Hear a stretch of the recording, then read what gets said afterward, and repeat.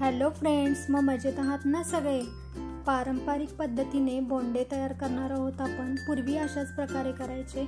1 cup आपला regular रवा असतो ना, तो घेतलेला आहे. आता त्यात मीठ घालून घ्यायचं चवीनुसार आणि अर्धा कप ताक घालून घ्यायचं आहे आणि चांगलं मिक्स करून घ्यायचं आहे. फक्त रवा आणि ताकापासून आपण बोंडे तयार करणार आहोत. ते पण कोण ओळखणार पण नाही आपण कशा पद्धतीने केले.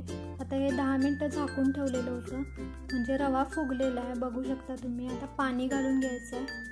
घट्ट वाटत आहे ना, त्यामुळे कन्सिस्टन्सीनुसार पाणी घालायचं आहे. रवा भिजेल एवढ्याच प्रमाणात आपल्याला ताक घालून घ्यायचं आहे आणि सगळं चांगलं मिक्स करून घ्यायचं. झाकून ठेवायचं 10 मिनटं आणि पाणी घालून परत मिक्स करून घ्यायचं आहे. फक्त 10 मिनटंच लागतात. आता सोडा घालायचा अर्धा चमचा आणि पाणी घालायचं आहे फर्मेंट होण्यासाठी आणि एकाच डायरेक्शननं चांगलं फेटून घ्यायचं आहे. आता कन्सिस्टन्सी बघू शकता तुम्ही. आता आप्पे तवा आपण इथं घेतलेला आहे, त्यावर तेल घालायचं आहे. तेल पण जास्त घालायची गरज नाही आहे. आता आपलं बॅटर आहे ना रव्याचं, ते घालून घ्यायचं आहे आणि त्याला झाकून ठेवायचं आहे. आता झाकून ठेवलेलं आहे. फक्त 10 ते 15 मिनिटात आपण बोंडे तयार करू शकतो. कधीतरी नाश्ता करण्याचा कंटाळा आला असेल तर बेस्ट ऑप्शन आहे. इन्स्टंट पण तयार होतो. संध्याकाळी पण आपण करू शकतो पटकन. आता पलटी मारून घ्यायचे सगळे. किती फुगलेले आहेत बघू शकता तुम्ही. वरचं आवरण वाळतं झाकून ठेवल्यावर, त्यामुळं पलटायला पण त्रास होत नाही आणि मस्त फुगलेले आहेत सगळेच. अशा प्रकारे सगळे पलटी मारून घेतलेले आहेत. आता दुसरी बाजू पण चांगली शेकू द्यायची आहे.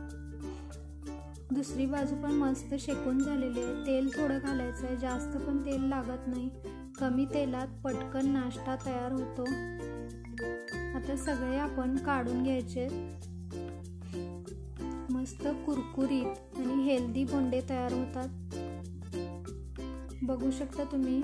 फुगलेले पण आहेत किती आणि आतून पण सॉफ्ट आहेत. अजून एक घालून दाखवत आहे. बघा केक कसा फुगतो ना, त्या प्रकारे असे फुगलेले टम. एकदम मस्त असे बोंडे तयार होतात. नक्की हे ट्राय करून बघा एकदा. पहिल्या अशाच प्रकारे करायचे, म्हणजे आमची आई ते सुद्धा अशाच प्रकारे करून आम्हाला देत होते.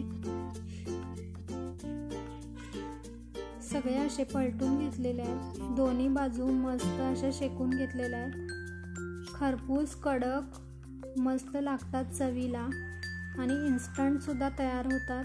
नक्की अशा प्रकारे एकदा ट्राय करून बघा. कमी तेलात पण तयार होतात. सगळे बोंडे असे तयार करून झालेले आहेत.